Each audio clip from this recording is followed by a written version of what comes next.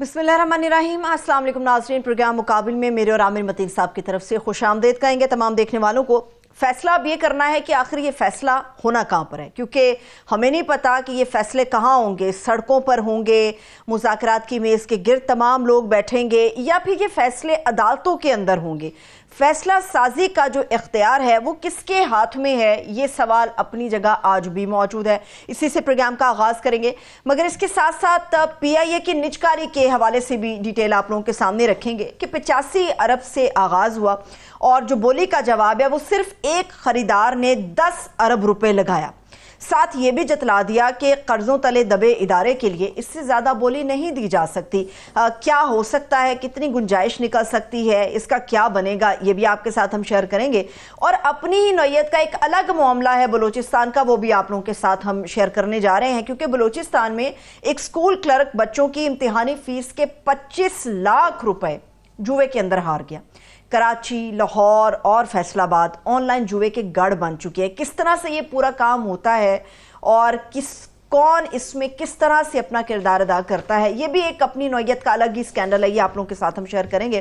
عامر صاحب، میں نے آغاز پہ بات کی تھی کہ فیصلے کہاں ہوں گے۔ مجھے اتنا پتا ہے کہ ہمیں جب عام انتخاب کی بات کی گئی تھی، ہمیں کہا گیا تھا جنرل الیکشن ہوگا، صورتحال کلیئر ہو جائے گی، سب کو پتا ہوگا کہ اس کی جاب کیا ہے اور ہر شخص اپنے دائرہ کار میں رہتے ہوئے اپنے کام سر انجام دے گا۔ لیکن آج 9 مہینے گزر گئے ہیں، میں آج بھی آپ سے یہ پوچھ رہی ہوں کہ فیصلے کہاں ہوں گے؟ جی، یہ بہت ہی اہم سوال ہے آپ کا۔ سب کچھ ابھی بھی میں سمجھتا ہوں ہوا میں ہے۔ ہماری بڑی امید تھی کہ 25 اکتوبر بتایا جا رہا تھا کہ جی اس وقت سب کچھ جو ہے نا 25 اکتوبر جو ہے فائز عیسیٰ صاحب کی وجہ سے ہے، اور جو ہی وہ جائیں گے تو یہ کم از کم کلیئر ہو جائے گا، پتہ چل جائے گا کہ پینڈولم کدھر سوئنگ کر رہا ہے، دائیں جا رہا ہے یا بائیں جا رہا ہے۔ بس صورتحال یہ ہے کہ ابھی بھی جوں کی توں ہے صورتحال، اور کیاس ہے، اوپیک ہے، دھند ہے۔ ویسے بھی سماگ ہے ملک میں، مگر ایک سیاسی سماگ بھی ہے، اور سیاسی سماگ سب کے ارد گرد منڈرا رہا ہے۔ فار ایگزامپل 3 باری باری کر لیتے ہیں۔ پی ٹی آئی کی سماگ نہیں کلیئر ہو رہی، پتہ نہیں چل رہا کہ انہوں نے کیا کرنا ہے۔ کچھ لوگ کہہ رہے ہیں کہ جناب وہ آپ نے ابتدائیے میں گنڈا پور صاحب کا دکھایا کہ اگر واپس نہ آئے تو ہمارے پھر جنازے ہی آئیں گے، وہ ان کی بڑکے ہیں۔ پھر وہ اعتدال پسند لوگ ہیں جو کہ کہہ رہے ہیں نہیں، کھوسا صاحب کہہ رہے ہیں کہ ہم عدالت کے ذریعے ہی نومبر میں عمران خان کو چھڑا لیں گے، اور اس کو تھوڑا سا جوڑا گیا ہے کہ ٹرمپ کے اگر جیت جاتے ہیں تو وہاں سے ایک فون کال آئے گی اور ایز اف عمران خان چھوٹ جائیں گے۔ پھر جو ہے راجہ صاحب جو ہیں وہ فرما رہے ہیں کہ 4 لاکھ کا اگر مجمع ہو تو فرق پڑ سکتا ہے۔ تو کچھ لوگ مختلف آوازیں آ رہی ہیں، تو ان کی آپس میں جو ہے نا ایک دوسرے کی کراس ٹاک، آپس کی لڑائیاں ان کی وہی نہیں پی ٹی اے کی ختم ہو رہی۔ کچھ تو سمجھ آتی ہے کہ جب ان کے فرسٹ سیکنڈ ٹیئر لیڈرشپ کے نہیں ہیں، مگر جو بالکل ایک کیاس ہے ان کے ہاں بھی بالکل ڈائریکشن کی کلیئرٹی نہیں نظر آ رہی۔ ایک دوسرا یہی صورتحال، ایک بہت بڑا سوال حکومت اور حکومت کے ایلائز حمایتی پارٹیوں کے درمیان بھی وہاں بھی چل رہا ہے۔ ایک طرف تو نظر آتا ہے کہ 26ویں ترمیم کے بعد سے اب کیا کرنا ہے، ایک آپس میں تھوڑی سی تقسیم نظر آتی ہے۔ جس طرح مولانا نے بہت سخت الفاظ میں کہا ہے کہ جناب یہ 27ویں ترمیم کا سوچیے گا بھی نہ، اور یہ جو لوٹے بنانے کی بات کر رہے ہیں، اور ہماری پارٹی میں تو ہم آپ سے نبٹ لیں گے، اور بہت زیادہ سخت جو ہے کہ وہاں پہ ان کو تھوڑا سا لگ رہا ہے کہ ان کے ذریعے یہ جو ترمیم کروائی گئی ہے اس سے ان کا سیاسی نقصان ہوا ہے، اور وہ آگے ان کے ساتھ اس طریقے سے پہلے کی طرح جانا نہیں چاہ رہے، اور خاص طور پہ ان کو یہ غصہ ہے کہ جب یہ اشارے دیے جاتے ہیں کہ ان کے بغیر بھی نمبرز گیم پوری کر لیں گے وہ، تو مولانا بالکل ان سے دور نظر آتے ہیں۔ پھر ودن جو ہے پیپلز پارٹی اور نون لیگ بھی فرق نظر آ رہا ہے۔ ایک یہ بھی خبر چل رہی ہے کہ یہ جو جوڈیشل کمیشن بنایا گیا تھا 13 ممبرز کا، جو کہ بننا ہے ابھی، تو اس کے اندر جو 5 افراد آنے ہیں پارلیمنٹ سے، کہ 2 برابر جو ہے نیشنل اسمبلی اور سینٹ سے، اور ایک جو ہے وہ ویمن / مائنورٹی / عالم اس کی طرف سے سینٹ کا ایک وہ آئے گا۔ تو وہ جو 2 آنے ہیں نا، اس میں پیپلز پارٹی کا اصرار ہے کہ جناب آپ کے پاس آلریڈی آپ کے 2 نمائندے اعظم طارق صاحب اور اٹارنی جنرل اور پاکستان بار کونسل بھی آپ نے اپنے 3-4 کیے ہوئے ہیں. تو یہ جو ہے نا آپ ہمیں یہ جو حکومت کے جو 2 آنے ہیں یہ آپ یہ جو خبریں آ رہی تھی پہلے کہ عرفان صدیقی صاحب اور شاید بلاول بھٹو ہوں گے وہ کہہ رہے ہیں ہمیں یہ خبریں چل رہی ہیں یہ ذرائع کے حوالے سے کہ جناب یہ پیپلز پارٹی کی طرف سے یہ امید کی جا رہی ہے کہ یہ دونوں ہمیں دیں بیلنس کریں. آپ بالکل ہمیں ایک سیکنڈ پارٹی نہ بنائیں, ہم برابر کے شریک ہیں, ٹھیک ہے ہم گورنمنٹ میں نہیں ہیں, ہم کیبنٹ میں نہیں ہیں, آپ کو پورا سپورٹ کر رہے ہیں, مگر یہ تھوڑا سا ہمیں برابری مساویانہ سلوک کیا جائے. ایک یہ بھی چل رہا ہے. اس کا ایک اظہار جو ان کے آپس کی یہ جو مسائل ہیں وہ آج لاہور میں ہوا. پیپلز پارٹی نے ایک اپنا جلسہ جلوس ٹائپ رکھا ہوا تھا, وہ گورنر ہاؤس کے بعد بھی ان کے پلیکٹ پھاڑ دیے, مال روڈ کے اوپر بھی پھاڑ دیے, سیکورٹی اور وہ سارا وہاں بھی ایک سلسلہ ہوا. تو ان کے اندر بھی یہ آئی ہے. یہ سوال ہے کہ کیا یہ واقعی کوئی گہری قسم کی آپس کے تناؤ ہے یا یہ ایک کاسمیٹک ہے کہ ابھی بھی یہ لوگ چونکہ جس نہج پہ پہنچ گئے ہیں اور جس راہ پہ چل گئے ہیں یہ تلے ہوئے ہیں کہ کم واٹ میں جو بھی ہو جائے, کچھ بھی آئے, طوفان آئے, آندھی آئے, یہ چاہے 27ویں ترمیم کرنی پڑے, 28ویں ترمیم کرنی پڑے, قانون نئے بنانے پڑیں, تو یہ جو کنٹرول کرنا ہے عدالت کو, ان کی بقا, سیاسی بقا اس کے اوپر ڈیپینڈنٹ ہیں, یہ مل کے کریں گے ہی کریں گے. اور یہ تلے ہوئے ہیں. یہ ایک سوال ہے کہ کیا ہے, کیا کوئی فرق پڑا ہے کہ نہیں پڑا, کاسمیٹک ہے یا اصلی ہے. یہ نا اب تیسرا آ جاتا ہے کہ عدالت کے اندر بھی سب سے بڑے سوال جو وہاں ہماری اور آپ کی سب کی نظریں ہیں وہ یہ دیکھنا ہے کہ عدالت کے ابھی تک جو موڈ آیا, 2-3 چیزیں کلیئرلی نظر آ رہی ہیں کہ جسٹس یحییٰ آفریدی جو ہیں وہ عدالت کو اکٹھا کرنے کی کوشش کر رہے ہیں. اور یہ جو خیال تھا کہ آپس میں ان کی تقسیم بڑھ جائے گی, منصور علی شاہ صاحب سے منیفتر کوئی ریزائن کر جائے گا, یہ وہ نہیں, وہ ان کو بھی ساتھ رکھتے ہیں. آج ایک مزید کسی کمیٹی کا بھی ان کو جو ہے منصور علی شاہ صاحب کو وہ بنایا گیا ہے, اور وہ جو بینچ بنانے کی کمیٹی ہے اس کے اندر بھی ڈالا گیا ہے. ابھی وہ متحد کر رہے ہیں. مگر زیادہ بڑا چیلنج یہ ہوگا کہ یہ آئندہ جب یہ چیلنج ہوگی آئینی ترمیم جو ہے, تو کیا اس پہ کیا فل کوٹ بیٹھے گا اور وہ کس طرف جاتا ہے, اور کیا اس سے پہلے یہ گورنمنٹ جو ہے اپنے طریقے سے جوڈیشل کمیشن کے ذریعے اکثریت کو اقلیت میں تبدیل کر لے گی نئے 6 جج لگا کے. اور اس کا سب سے بڑا امتحان یہ ہے, کل فیصل صدیقی صاحب نے کہا کہ وہ ترمیم اڑانے کی ضرورت بھی نہیں ہے, اس کی تشریح ہی ٹھیک کر دیں کہ جناب اس کو یہ ہے, تو اس سے ہی اس کا اثر زائل ہو جاتا ہے اور حکومت کا ایجنڈا پورا نہیں ہو پائے گا. ساتھ میں مگر سب سے بڑا امتحان انہوں نے یہ کہا ہے کہ مخصوص نشستوں کے اوپر عمل درآمد جو ہے وہ کیا جو ہے عمل درآمد سپریم کورٹ کروا پاتی ہے یا نہیں کروا پاتی ہے. باقی چیزیں جو آئینی ترامیم ہونی ہے یا اس کے اوپر جو چیلنج ہوگا, دیٹ ول ٹیک ٹائم. وہ 1-2 دن میں نہیں ہے, وہ ہفتوں اور مہینوں کا کام ہے.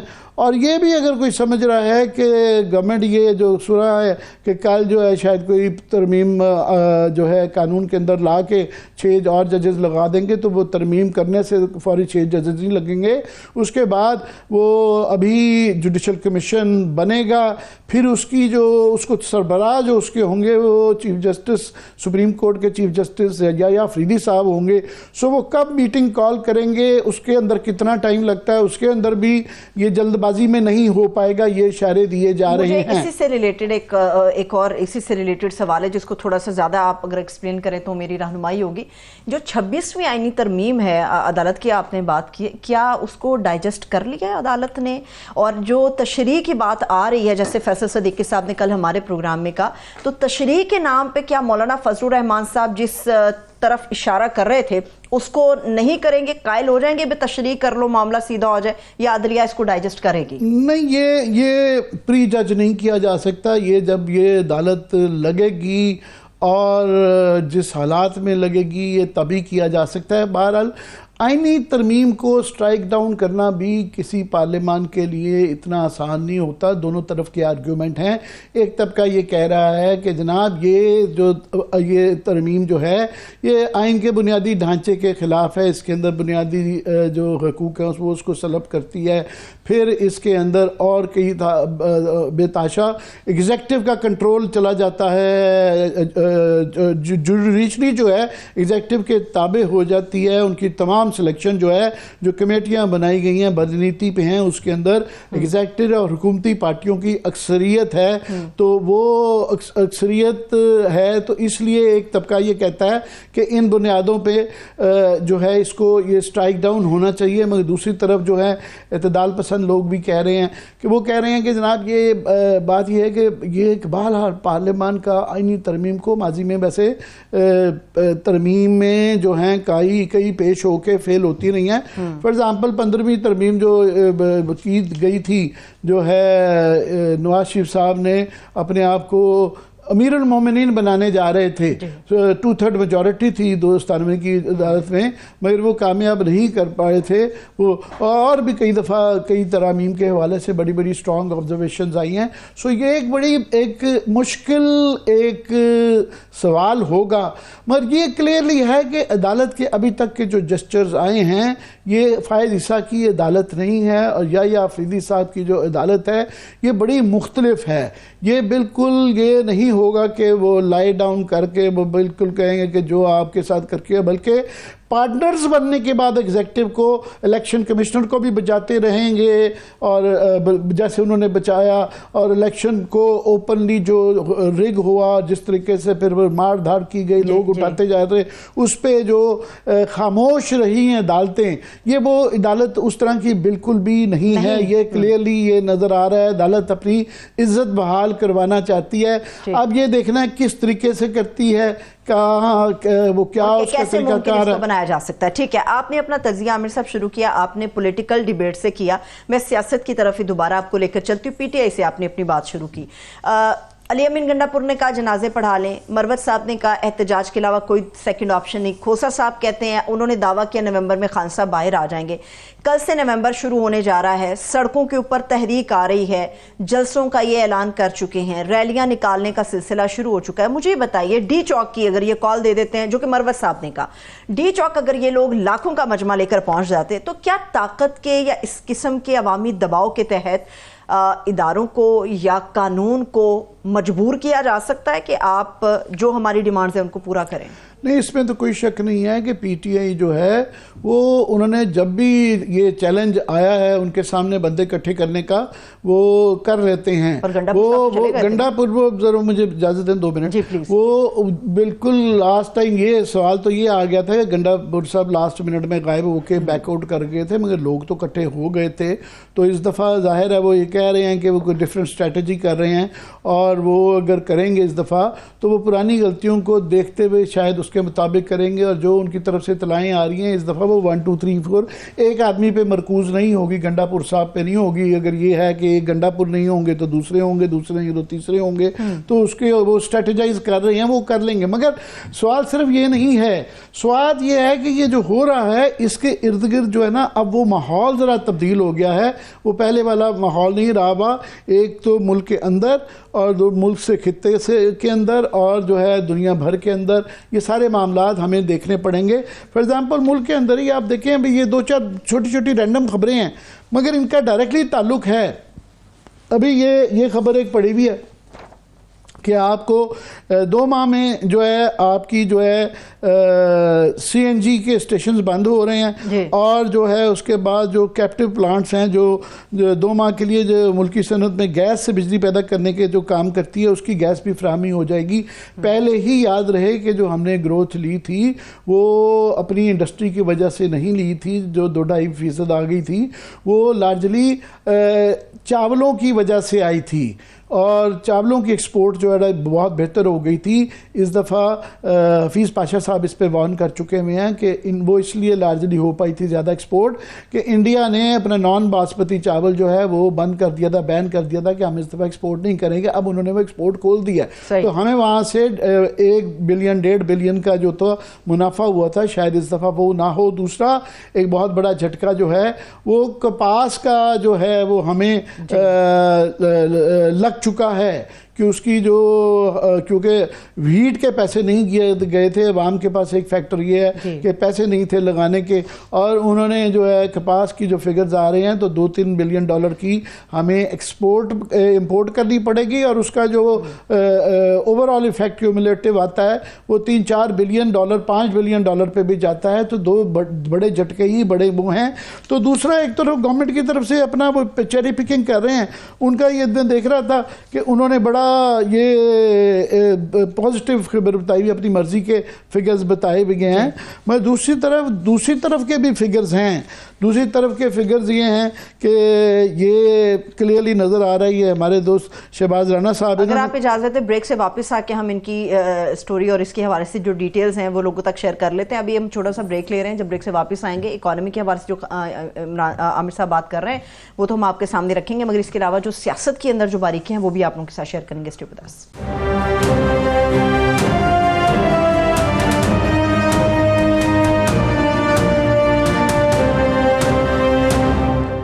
بریک کے بعد ایک مرتبہ پھر سے خوش آمدید کہیں گے تمام دیکھنے والوں کو. عامر صاحب کچھ اہم ڈیٹیلز تھی جو آپ ہمارے ساتھ شیئر کر رہے تھے. میں یہ کہہ رہا تھا کہ سب سے بڑا اس وقت جو سوال ہے میں اس کو ریپیٹ کر دیتا ہوں ٹو سم اپ, کہ یہ حکومت جو ہے یہ کیونکہ تلی ہوئی ہے, یہ اتنا بڑا رسک لے چکی ہوئی ہے کہ یہ ڈبل ڈاؤن کرنا ہی پڑے گا ان کو. اور ڈبل ڈاؤن کرنے سے مراد یہ ہے کہ یہ مزید جو ہے یہ 26ویں ابھی تو انکار کر رہے ہیں کہ جناب آگے 27ویں ترمیم نہیں لا رہے, مگر یہ اگر ان کو لانی پڑے, پہلے بھی یہ انکار کرتے رہے تھے تو یہ وہ بھی لائیں گے.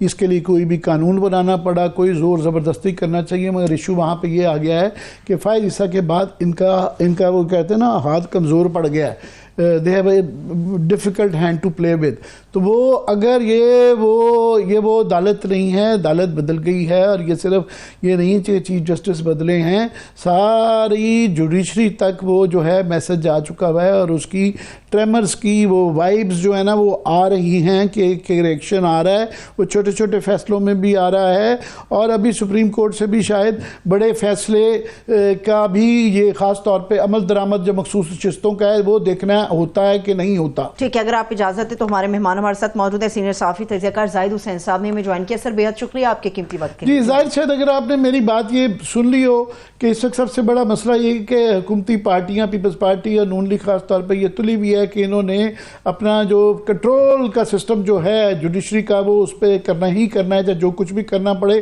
مگر یہ عدالت بھی جو ہے وہ ایک یہ ڈیفرنٹ عدالت ہے, اور تھوڑی سی وائبز آ رہی, مگر یہ نہیں پتہ کہ عدالت بھی کس حد تک جو ہے اس کو برداشت کرے گی, ریئیکٹ کرے گی, نیوٹرل رہے گی, اعتدال پسند رہے گی. کیا کہیں گے؟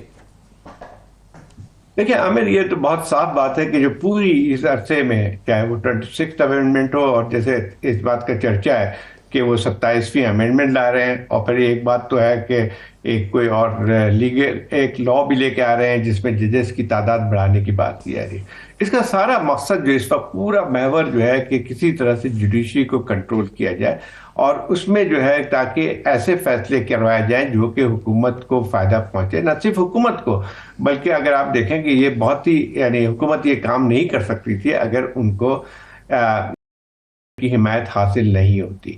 اب دیکھنا یہ ہے کہ ٹھیک ہے انہوں نے 26ویں امینڈمنٹ تو کر لی ہے کسی نہ کسی صورت میں, اور ہم سب جانتے ہیں کہ کیسے کی ہے.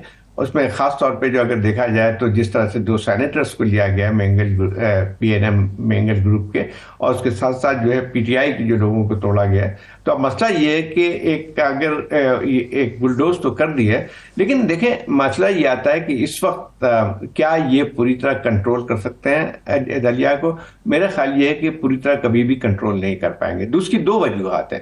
ایک تو یہ تھا کہ خود ایک عدالت کے سامنے, سپریم کورٹ کے سامنے ایک بہت بڑی چیز آتی ہے کہ کیا وہ اپنی تمام اٹانومی اور انڈیپینڈنس اور جو ایک اس آئین کا ایک بنیاد ہے ٹرائیکاٹمی آف پاور، ایک بیلنس کو کیا وہ ختم کر دے گی؟ یہ میں نہیں سمجھتا ہوں کہ ایسا ہوگا. اور ابھی بھی دیکھیں یہ تو نہیں، شاید مجھے نہیں لگتا ہے کہ شاید اس کو پوری 26 امینڈمنٹ کو ختم کر دیا جائے گا، لیکن ایک ضرور بات ہے کہ اس کے باوجود بھی اس دائرہ کار میں بھی رہ کے میرا خیال یہ ہے کہ ایسی بہت ساری چیزیں ہوں گی جو کہ حکومت کو جو چاہتی ہے، جو مقصد حاصل کرنا چاہتی ہے، وہ شاید نہیں ہو پائے گا. اس کی ایک سب سے بڑی وجہ یہ کہ آپ دیکھتے ہیں کہ ان کا اصل مقصد یہ تھا کہ آئینی کانسٹیٹیوشنل بینچ جو بنائی گئی تھی، پہلے تو کانسٹیٹیوشنل ایک الگ سے جو وہ عدالت بننے والی تھی، لیکن وہ تو نہیں بنی ہے. لیکن دیکھیں کانسٹیٹیوشنل بینچ میں بھی اگر آپ دیکھیں تو کوشش ان کی یہی ہوگی کہ کوئی ایسا جو ہے ججز کو چنا جائے جو کہ ان کی جو ہے تائید کر سکے. اب مسئلہ یہ آتا تھا کہ ان کو یہی لگا تھا کہ اس کے باوجود بھی کہ 26 امینڈمنٹ میں یہ شاید ان کو پوری طرح آئینی بینچ کو بھی کنٹرول نہیں کر سکتے، جس کی پہلا اشارہ جو ملا تھا جسٹس آفریدی کی طرف سے جب سے وہ بنے ہیں، دو چیز تھی. ایک تو یہ تھا کہ انہوں نے جسٹس مسعود حسین شاہ اور منیب اختر کو انہوں نے جو ہے وہ جس کو کہتے ہیں procedure practice and procedure committee, اس کا ممبر بنایا، جو کہ یقین طور پہ حکومت کے لیے پسندیدہ چیز نہیں تھی. اور اس کے علاوہ بھی اگر آپ دیکھیں دوسرا جو ان کی ڈیسیشن تھی وہ یہ تھی کہ جو جوڈیشل کمیشن جو جس کا مقصد یہ ہوگا کہ وہ اس کے آئینی بینچ کے ججز کا بھی سلیکٹ کرے اور آئندہ چل کے جو ججز کی اپوائنٹمنٹ ہوں اس کا بھی کرے. تو اس میں پھر انہوں نے دونوں ججز کو، سینئر موسٹ ججز ہیں، ان کو بھی ڈالا ہے. اب مسئلہ یہ آتا ہے کہ وہ اتنا آسان نہیں ہوگا. اس کی اشارہ آپ کو خود بھی اندازہ ہو چکا ہوگا کہ جو ثناء اللہ صاحب کا جو بیان تھا ٹی وی میں، جو انٹرویوز تھے پچھلے دنوں، اس میں صاف اس کی فرسٹریشن ظاہر ہوتی تھی، جس میں انہوں نے کہا نہ چیف جسٹس کو آئینی عدالت کا ہیڈ ہونا چاہیے اور نہ ہی منصور علی شاہ اور منیر اختر میں سے کسی کو ہونا چاہیے. تو اس کا مطلب یہ ہوا کہ جو ہے مجھے نہیں لگتا ہے کہ کوئی ایسی آئینی عدالت بننے جا رہی ہے جس میں حکومت جو چاہے وہ کر سکتی ہے. دیکھ اب اس کا ایک اور توڑ انہوں نے نکالنے کی کوشش کی ہے، وہ یہ تھی کہ 6 ججز کو اور شامل کرنے کی بات ہے. 6 ججز کو لانے کی اب اصل میں مسئلہ سارا گیم اب اسی پہ آیا ہے کہ وہ 6 ججز کون ہوں گے. ایک تو یہ بات ہوئی کہ مطلب کہ حکومت کی ابھی کوشش یہ ضرور ہوگی کہ ایسے ججز کو سامنے لایا جائے یا بنایا جائے جو کہ جو ہے حکومت کی تائید کر سکیں، اور میرے خیال ان کو ملنا مشکل ہوگا. لیکن اب آگے چل کے دیکھتے ہیں کہ اصل جو ہے ایک جو ٹسل ہوگی، جو اسٹرگل ہوگی، وہ خود سپریم جوڈیشل کونسل کے اندر ہی ہوگی. اب وہ آپ مطلب یہ کہ پی ٹی آئی نے بھی اب اعلان کیا ہے کہ اس میں شمولیت اختیار کرے گی، تو یہی ہو گئے. پھر اس کے بعد 2 ججز بھی ہوں گے سینئر موسٹ، جو ہائی کورٹس کے ججز ہیں وہ بھی جوڈیشل کمیشن کے ممبر ہوں گے. تو اب دیکھنا یہ ہے کہ یہ خود کس طرح سے اس کو قابو کرنے کی کوشش کریں گے. تو میرا خیال یہ ہے کہ اگر میں اس نقطہ نظر سے بھی دیکھوں کہ حکومت جو کرنا چاہ رہی ہے اس میں ایک سب سے بڑی چیز جو آتی ہے وہ یہ ہے کہ ایک ایسا کارروائی کرنے جا رہی ہے یا کی ہے انہوں نے جس سے جو ہے خود آئین کی جو بنیاد انہوں نے ہلا کے رکھ دی ہے، اور آگے چل کے جو جمہوری عمل ہے اس کو سب سے زیادہ نقصان ان کو ہے. اور خود آگے چل کے بھی ابھی شاید ان کو ریئلائز نہیں ہو رہا ہے کہ اس کا نقصان خود ان سیاسی پارٹیوں کو بھی ہوگا، جیسے کہ ہم نے ماضی میں بھی دیکھا تھا. آپ نے جو ابھی کہا کہ اس بات کا بھی امکان ہو سکتا ہے یا ہے کہ پوری ترمیم کو شاید نہ اڑائیں، مگر اس کی کچھ چیزیں جو کہ بنیادی ڈھانچے کے حوالے سے، بنیادی حقوق کے حوالے سے ہیں، ان چیزوں کے اندر وہ کوئی درمیانی راستہ نکالیں. جس طرح کہ 19ویں ترمیم میں بھی کہا گیا تھا ان کو کہ آپ یوں کر لیں، تو وہ پھر وہ بھی خیر بہرحال آئینی ترمیم کے ذریعے ہی ہو پائے گا. تو وہ ایک مگر گورنمنٹ کا موڈ نہیں لگتا کہ ان کو لگتا ہے کہ ان کی سیاسی بقا اور سروائیول اور 8 فروری کا جو الیکشن ہے اس کو اگر انہوں نے برقرار سارے معاملات کو رکھنا ہے تو جس طرح اسپیکر صاحب کی اس میں سے آیا کہ جناب ہم عمل درآمد بھی نہیں کریں مخصوص نشستوں پہ، اور ابھی تک وہ اڑے ہوئے ہیں، تو وہ یہ درمیانی راستہ بھی اگر عدالت لیتی ہے، سپریم کورٹ کو اعتدال پسندی بھی دکھاتی ہے، تو وہاں سے ان کو اعتدال پسندی درمیانی راستہ نہیں چاہیے، ان کو اپنی مرضی کی عدالت چاہیے ہے. مسئلہ یہ ہے زاہد.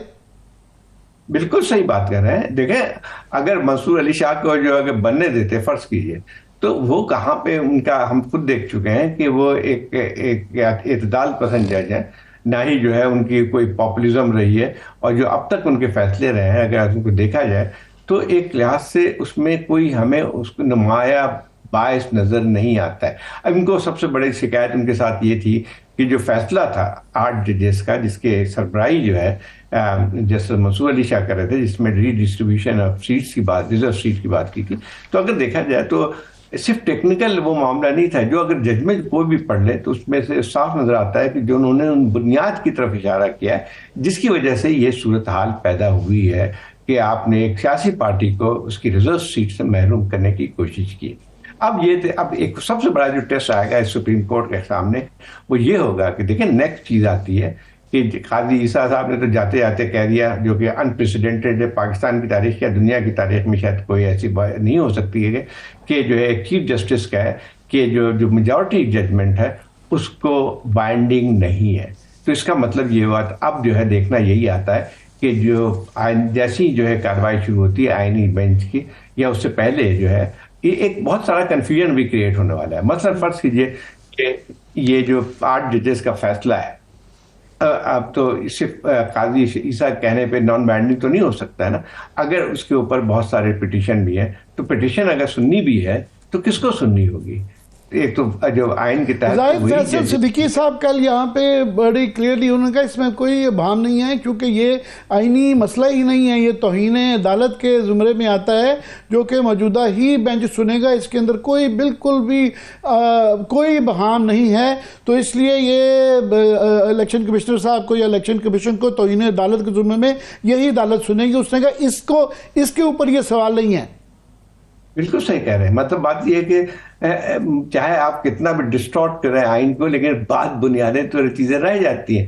اب یہ سب سے بڑا سوال اسی پہ آئے گا، نیکسٹ جو ٹیسٹ ہوگا اس سامنے کورٹ کے سامنے، کہ کیا وہ بھی جو ہے وہ یہ کہے گی کہ جو فیصلہ ہے 8 ججز کا، میجورٹی ججز کا، اس کو حکومت نہ تسلیم۔ یہ تو کہنے کا مطلب یہ ہوا کہ آپ نے آپ کو ختم کرنے کے مترادف ہے۔ اس کا مطلب یہ ہوا کہ جو کورٹ کا فیصلے جو ہوں گے وہ نان بائنڈنگ ہوں گے۔ آج اس کے متعلق کہا گیا ہے کہ اس فیصلے نان بائنڈنگ ہے، کل کسی اور پہ۔ تو میرا خیال یہ ہے کہ یہ سب سے بنیادی چیز جو بن کے آئے گی نیکسٹ جو چند ہفتوں میں ہم دیکھیں گے وہ یہی کیس ہوگا کہ جو ہے کہ اس کیس کے بارے میں مطلب ایک تو پہلی بات یہ ہے کہ پہلے تو یہ ہے کہ پہلے کورٹ کو فیصلہ کرنا پڑے گا کہ بیفور جو پٹیشن جو اس کے چیلنج کی گئی ہے اس کو فیصلے کو، اس سے پہلے تو یہ بات طے کرنی پڑے گی کہ سپریم کورٹ کے جو بھی جو احکامات ہیں یا جو رولنگ ہے وہ سب پہ پابندی ہے، اس پہ عمل درآمد کرنے کی۔ تو پہلے تو یہی بات آئے گی۔ اب مسئلہ یہ آتا ہے کہ اس کا پٹیشن اس کے بعد سنی جائے گی، اور پٹیشن میں بھی وہی بات آتی ہے جیسے ابھی آپ کہہ رہے تھے، صحیح کہہ رہے تھے کہ 8 ججز تو رہیں گے اس میں۔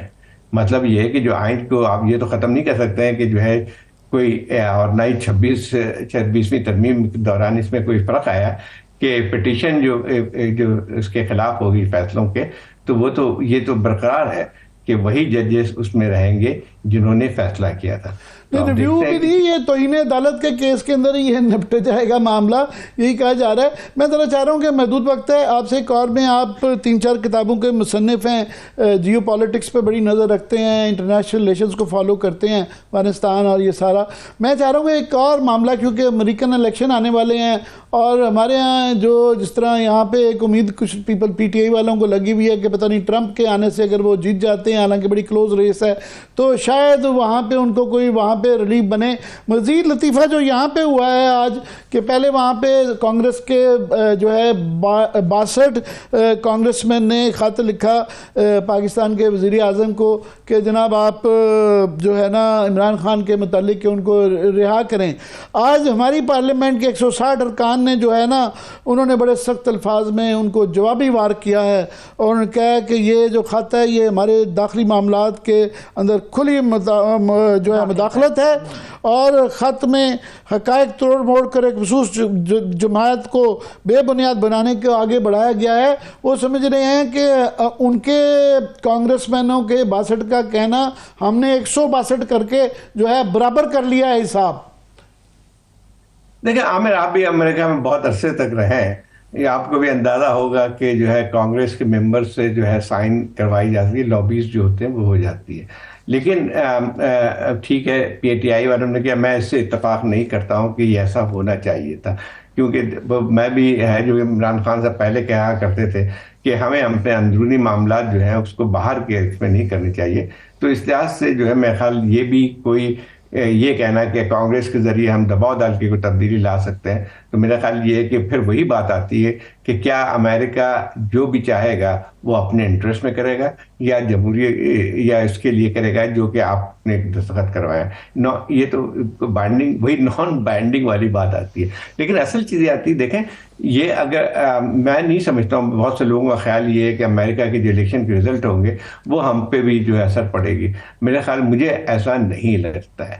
یہ بات صحیح ہے کہ عمران خان صاحب کی ایک ویو لینک بنی ہوئی تھی، ایک کیمسٹری بن گئی تھی ٹرمپ کی جب یہ وزیر اعظم تھے عمران خان، اور یہ افغانستان سے انخلا سے پہلے کی کیمسٹری بن گئی ہوئی تھی. پر میں یہ ضرور ظاہر کہوں گا کہ امریکہ میں چاہے لکھوایا گیا ہے، چاہے یہ پی ٹی آئی کا ہی کارنامہ ہے، مگر وہ اپنے 62 کانگریس مین لکھتے ہیں، ڈیپینڈ کرتا ہے کہ کون الیکشن جیتا ہے. مگر ان کو کئی دفعہ گورنمنٹیں وہاں کی ہمارے یہاں کے خط کے مقابلے میں تھوڑا سا زیادہ سنجیدگی سے لیتی ہیں. کئی دفعہ ان کو اس کے اوپر وہ ایک تھوڑا سا امپیکٹ ضرور ہوتا ہے. امپیکٹ تھوڑا بہت تو ہوگا، میں نہیں کہہ رہا ہوں، لیکن دیکھیں اصل بات یہ ہے کہ آپ کو بھی اندازہ ہے کہ جو امریکہ کی رپورٹ اس وقت دیکھیں، امریکہ جو بھی نیا صدر بن کے آئے گا چاہے ٹرمپ بھی ہو، لیکن ان کا سب سے زیادہ امریکہ کا اس وقت جو محور ہے وہ ہے کیا کہتے ہیں مختلف چیزیں ہیں جو کہ مڈل ایسٹ کی سچویشن ہے، چائنا کے اوپر جو ہے ان کی جو ایک لحاظ سے پالیسی ہے، یا یوکرین کی جنگ ہے، جو بھی آتی ہے. اب مسئلہ ہے کہ پاکستان آپ کی ایک حد تک ایک جو تھی جو اسٹریٹجک ان کے لیے تھوڑا بہت ایک امپورٹنس تھی اس وقت نہیں ہے. اب مسئلہ یہ آتا ہے کہ ٹھیک ہے ایک حد تک دباؤ پڑتا ہے، ایک اوپینین ضرور بن کے آئے گی، یہ صحیح بات ہے، اور ابھی بھی ایک اوپینین بن کے آئی ہے کہ جو ہے پاکستان میں جو کچھ ہو رہا ہے وہ ایک غیر جمہوری ہو رہی ہے، وہ تو سب صحیح ہے. لیکن مسئلہ یہ آتا ہے کہ امریکہ کے سامنے کبھی یہ نہیں رہا ہے کہ جمہوری ہے یا نہیں جمہوری ہے. ان کے اپنے مفادات جو ہیں وہ ڈکٹیٹ کرتے ہیں پالیسی کو. ہم نے وہ دیکھا تھا کہ ماضی میں جب ایک وقت تھا جب کلنٹن یہاں آئے تھے، جنرل مشرف کی نئی گورنمنٹ تھی، تو اس وقت تصویر بھی کھنچانے سے انہوں نے انکار کر دیا تھا. جب آپ کو یاد ہوگا کہ ہاتھ ملا کے جو ہے چند گھنٹوں کے لیے آئے تھے، اس کے چند سال بعد جو ہم دیکھتے ہیں کہ کتنی تبدیلی آ گئی تھی جبکہ 9/11 کے بعد. تو اب مسئلہ یہ آتا ہے کہ ٹھیک ہے یہ اس پہ ایک حد تک ایک پبلک وہاں پہ بنے گی، ایک چیز بن کے آئے گی ضرور. کانگریس کے اندر بھی بات چیزیں آئیں گی کیونکہ امریکہ کے اندر بہت اثر ہوتا ہے جو کہ آپ کے پاکستان کی وہاں پہ جو ایک ڈائسپورا ہے ان کی ایک اپنی حیثیت بن کے آتی ہے. اس میں 90% جو ہے آپ کو بھی اندازہ ہوگا کہ وہ عمران خان کے ساتھ ہیں. لیکن وہی بات آپ کہ اصل چیز وہیں پہ بن کے آتی ہے کتنا ایک اہم ہوگا. ٹھیک ہے آپ کو یاد ہوگا کہ جب یہاں پہ اس کو جنرل مشرف کی گورنمنٹ آئی تھی تو نواز شریف کے اوپر تو تھا گرفتاری کے بعد ان پہ تھوڑا بہت پاکستان پہ دباؤ بھی تھا، لیکن اس وقت صورتحال بہت مختلف تھی. ابھی جو ہے دیکھا جائے کہ کیا یہ اثر کرے گی، مجھے لگتا ہے کہ بہت زیادہ اثر نہیں کرے گی. یہ ضرور بات ہے کہ اگر پاکستان میں کوئی تحریک تیز چلتی ہے یا ایک بدعنوانی ہوتی ہے تو پھر اس کا اثر بین الاقوامی چیزوں پہ بھی پڑتا ہے، اس میں شاید فرق پڑے گا. لیکن مجھے فی الحال نظر نہیں آتا ہے کہ وہ کوئی بہت اہم ہو. بہت شکریہ زاہد حسین، آپ نے ہمارے لیے وقت نکالا، آئندہ بھی آپ کو تکلیف دیتے رہیں گے. بہت شکریہ زاہد حسین صاحب ہمارے ساتھ موجود تھے. ابھی ایک بریک کی طرف بڑھتے ہیں، بریک سے واپس آئیں گے تو پاکستان کی اکانومی کے اوپر ڈیبیٹ کریں گے. Stay with us.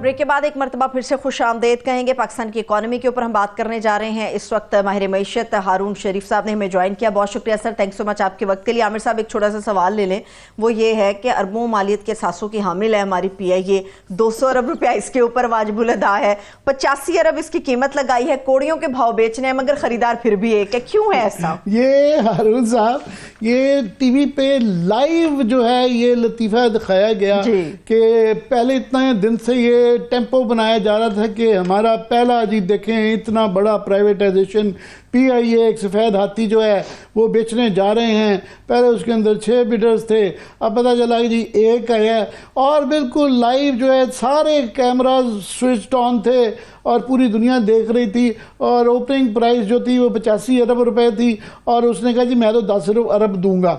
उसका एक किस्म का तरला ही नहीं किया कि भाईजान खुदा का वास्ता है, जिस तरह वो गली मोहल्ले के अंदर वो जो है ना वो कालीन ही बेचे जाते कि भाई साहब इतना भी ना करें, ऊपर थोड़ा सा कर दें। उन्होंने कहा जी नहीं है, और मजाक भी उड़ाया गया। उन्होंने कहा जनाब 200 रुपये की लाइबिलिटी है और 85 अरब रुपये में तो नई जो है एयरलाइन आती है। मगर ये लतीफ़ा लाइव हुआ जिसके ज़ाहिर हुकूमत पे इकनॉमिक रिपरकशंस भी हैं, आपकी जो है ओवरऑल इम्पैक्ट भी इस पे आता है। क्या कहेंगे, how do you explain this? Aamir साहब, it's a very sad day to be honest. अगर आप इसको देखें तो ये एक गवर्नमेंट की क्रेडिबिलिटी का, कॉम्पिटेंस का एक बिल्कुल क्लियर फेल्योर है कि आपने एक प्रोसेस को पब्लिकली जाने से पहले आपको इतनी समझ नहीं है कि इतनी बड़ी बोली में एक बिडर पे आप कभी भी नहीं करते। कम से कम 2 बिडर हों तो प्राइस डिस्कवरी होती है। फिर आपको ये सोचने की ज़रूरत है कि आप एक रियल एस्टेट वाले के साथ नेगोशिएट कर रहे हैं, ये आप कोई प्लॉट नहीं बेच रहे हैं, आप PIA बेच रहे हैं। सो बेसिकली तो इस वक्त ये जो इन्होंने पूरा प्रोसेस किया है, आई एम नॉट सरप्राइज्ड कि बाबू ऐसा काम करते हैं, लेकिन ये तो ऊपर से नीचे तक नासमझी दिखाई दे रही है कि आपने कैसे डील किया है कि रिजर्व प्राइस में और ऑफर प्राइस के अंदर देखें ना 90% का फर्क आपके सामने आ रहा है और आप उनसे कह रहे हैं कि बोली बढ़ाएं। सो आई थिंक कि ये हमें बड़ा सेटबैक है क्योंकि प्रोफेशनल नॉर्म्स को फॉलो नहीं किया गया, और सबसे बड़ी बात कि बाकी बिडर्स क्यों नहीं सामने आए। इसका मतलब ये है कि व्हाटएवर रीजन, चाहे आपने IPPs की बुरी निगोशिएशन की है, उनके ऊपर इंप्रेशन ये है कि गवर्नमेंट अपनी कमिटमेंट को ओन नहीं कर पाएगी, पॉलिसी को सस्टेन नहीं कर पाएगी, इसलिए वो पीछे हट गए। ये मैं एक तरफ से गवर्नमेंट का आज ही प्रेस रिलीज आई हुई है, औरंगजेब साहब को बात सुने तो वो बड़ी चेरी पिकिंग कर रहे हैं, और एक ये इनकी क्रेडिबिलिटी का हाल है कि इनका ये आज प्राइवेटाइजेशन तो हुआ, मगर वो बड़े चेरी पिकिंग करके अपनी मर्जी के फिगर्स देते हैं। एक दूसरी तरफ के काउंटर फिगर्स जो आ रहे हैं कि जिसके ऊपर वो क्लियरली नज़र आ रहा है कि राइस और कॉटन की वजह से एक झटका में वहाँ से लगेगा, और वो कह रहे हैं 4 से 6 बिलियन का उसका इम्पैक्ट आ सकता है। एक तो वो वहाँ से आ जाएगा, दूसरा जो एक आ रहा है कि जो IMF के साथ बड़ी कमिटमेंट्स की गई थी तो वो बड़ी अर्ली स्टेज पे ही उसके अंदर दरारें नज़र आ रही हैं कि बहुत, ये अभी लुडियाँ ख़त्म नहीं हुई थी तो अभी से ही पता चल रहा है कि जनाब एक तो वो जो कहा था सूबों से कैश सरप्लस जो है, और वो अपने ही सूबा पंजाब स्पेंडिंग किए जा रहा है, बल्कि अपोजिशन KP वाले और सिंध वालों ने वो सरप्लस शो कर रहे हैं। सो वो कमिटमेंट का एक मसला आ रहा है। फिर शॉर्टफॉल वो कह रहे हैं जी 90 पहली सेमाही में ही जो है 90 बिलियन की तो तकरीबन आ गई, और ये दिसंबर तक 400 अरब की शॉर्टफॉल भी हो जाएगी, जो कि बड़ी चीज़ें हैं। फिर इन्होंने जो और कमिटमेंट्स की हुई हैं कि जनाब हम ज़रूरी टैक्स लगाएंगे, तो आगे ट्रेडर वालों से नहीं करवा सके ज़रूरी टैक्स लगवाना। इन पॉलिटिकल इंस्टेबिलिटी के हालात में, जलसे जुलूस में, ये क्या ये IMF के साथ ये अगर नहीं शराइत करवा पाए तो क्या is there a danger of this whole thing going down? देखिए आमिर, आपको याद हो तो हमने एक आपके पिछले प्रोग्राम में ये बात की थी कि जिस तरह का फ्रंट लोडिंग और प्रेशर IMF का आना है, ये वीक कॉम्पिटेंस और वीक कोलेशन उसको ओनर नहीं कर पाएगी, और अब उसके क्रैक्स टाइम से पहले आप जैसे दिख रहे हैं। हम मेरा इस वक्त जो परेशानी की बात ये है कि मुझे कुछ इंटरनल इनकी कम्युनिकेशन का हर तरफ फेल्यूर दिख रहा है। देखिए ना, अभी वो चीनी एम्बेसडर की बातचीत आ रही है कि पब्लिकली फॉरेन मिनिस्टर ने और उन्होंने कन्फ्रंट किया इन्वेस्टमेंट और सिक्योरिटी के मामलों पर। ये एक ओवरऑल ट्रस्ट हट रहा है इदारों का, बायलैटरल कंट्रीज का, लेकिन गवर्नमेंट समझ नहीं पा रही है और वो आपस में कोऑर्डिनेट भी नहीं कर पा रहे। अब बेसिकली ये रिलेशनशिप चलता है ऑनेस्टी के ऊपर। اگر آپ کمٹمنٹس کو آنر نہیں کرتے ہیں یا اس کو بتا نہیں پاتے ہیں IMF کو، ابھی تو ٹرانچ بھی نہیں، ایک سیکنڈ ٹرانچ کا ریویو بھی نہیں ہوا نا. سو یہ چیزیں مجھے نہیں سمجھ آتی کہ یہ اکنامک ٹیم، ابھی فائنانس منسٹر واشنگٹن میں ٹائم لگا کر آئے ہیں، لیکن یہ اکیلا آدمی کر نہیں سکتا کیونکہ there are too many cooks in it، اور اس کے اندر صوبوں کا رول بڑا اہم ہے، ہم بات کر چکے ہیں. لیکن یہ جو PIA پہ میں دوبارہ ایک کامنٹ کروں گا کہ اگر آپ اپنی اتنی بڑی پرائیویٹائزیشن کو اتنے غیر ذمہ دارانہ طریقے سے ہینڈل کرتے ہیں تو پھر میں آپ کے اوپر ایز اے پروفیشنل مینیجر تو اعتبار نہیں کر سکتا. تو انٹرنیشنل ادارے کیسے آگے چلیں گے؟ It's a very worst period in my eyes. جی میں اوور آل ساتھ میں جو گروتھ کے حوالے سے اور اس لیے بھی کہ وہ جو فگر دیے جا رہے ہیں کہ جناب 3.5% لیا جائے گا، پچھلی دفعہ بھی جو آئی اس کے اندر لارج اسکیل مینوفیکچرنگ کا نہیں آیا، وہ رائس کی وجہ سے تھا. اور رائس کا جس طرح میں نے کہا کہ اس دفعہ انڈیا نے کیونکہ اب وہ کھول دیے ہیں تو شاید وہ والا وہاں سے نہ آئے. کاٹن کی بھی بری حالت ہے. اور یہ اب جو آ رہی ہیں کہ جناب گیس کیپٹیو پلانٹس کو نہیں جائے گی، اور ابھی لوگوں کو وہ علیحدہ بات ہے کہ سردیوں کی لوڈ شیڈنگ گیس کی بھی شروع ہوگی، وہ ایک علیحدہ عوام کے لیے بھی مشکلات ہیں. تو یہ جو 3 پوائنٹ فگر یہ ہے، اور ایون ان چیزوں کا امپیکٹ جو ہے انفلیشن کا بھی کئی دفعہ اس کے اوپر بھی کوسچن رہتا ہے کہ جو گورنمنٹ کے فگرز ہیں اور جو ان کی بہت زیادہ سبز باغ دکھا رہے ہیں شاید وہ بھی اتنے درست نہ ہوں. جی عامر صاحب دیکھیے، جو اس وقت ہماری فیوریبل چیزیں ہیں ہم اس کو لیوریج نہیں کر پا رہے ہیں. دیکھیں نا، تھوڑی سی میکرو اکنامک سٹیبلٹی آئی ہے، تھوڑے سے ریزروز بنے ہیں، تیل کی قیمتیں نیچے گئی ہیں جس کی وجہ سے انفلیشنری پریشر نیچے گیا ہے، one of the reason. Now art یہ ہے کہ اس کو آپ یہ جو تھوڑی سی 3.5% کی بہت بڑی گروتھ نہیں ہے، ہاں پہلے سال سے اچھی ہے، لیکن جو لوگوں کو اکنامک اپرچونٹی دینے کے لیے آپ اس گروتھ کو، اگر اس کی بیسس جو ہے وہ کموڈیٹیز کی آپ کی تھوڑی سی سرپلسز کی وجہ سے ہے، تو وہ لوگوں کو نوکریاں تو نہیں دے گا سسٹینیبل. وہ لوگوں کے لیے تو اپرچونٹی تو تبھی آئے گی جب انڈسٹریل ایکسپینشن آئے گی. ایکسپینشن کے اندر تو مجھے کوئی دکھائی نہیں دیتا. لوگ تو پیسہ نکال رہے ہیں، اوپر سے حکومت 70% بینکوں سے بورو کر لیتی ہے، تو پرائیویٹ سیکٹر کے لیے تو بچتا نہیں ہے. تو جو ہمارا پرانا تجربہ یہ ہے کہ اس طرح کے تھوڑے تھوڑے گروتھ کے پیچز ببل ہوتا ہے جو برسٹ کر جاتا ہے. لیکن اس وقت یہ جس سپیڈ سے پاپولیشن بڑھ رہی ہے اور پریشرز آ رہے ہیں تو اس ببل کو سسٹین کرنا بہت ضروری ہے. لیکن آپ کی بات میں وزن ہے کہ اس وقت جو حکومت ہے، اگر آپ دیکھیں، جو میں آپ کی بات کی اپنی بات کر رہا ہوں، ان کی جو مائنڈ سیٹ ہے وہ معیشت کے اوپر ایز اے ٹیم تو مجھے نہیں دکھتا، 1-2 لوگوں کا دکھتا ہے، باقی سب تو پاور پلے میں جوڑ توڑ میں لگے ہوئے ہیں. اور آپ دیکھیں یہ اس امینڈمنٹ کے پیچھے ہم نے تقریباً 3 ماہ ضائع کر دیے. سو دس از ویئر آئی وری کہ یہ سگنل کیا جا رہا ہے نا. گورنمنٹ جو ہیں وہ عقل مند جو ہم نے دیکھا ہوتی ہیں وہ شیئر کر لیتی ہیں، مشکلات کا بتا دیتی ہیں لوگوں کو، امی بغیر دعوے نہیں کرتے. اور پھر خاص طور پہ یہ ایک لطیفہ تھا، یہ اتنی تکلیف دہ تھا کہ آپ نے اگر یہ پتہ تھا اور یہ بچے کو بھی نظر آ رہا تھا کہ یہ بیڈنگ میں یہ ہو سکتا ہے، انہوں نے لائیو کیا، لائیو دکھایا کہ ان کو کوئی اندازہ نہیں. اس سے تکلیف بہت ہوئی.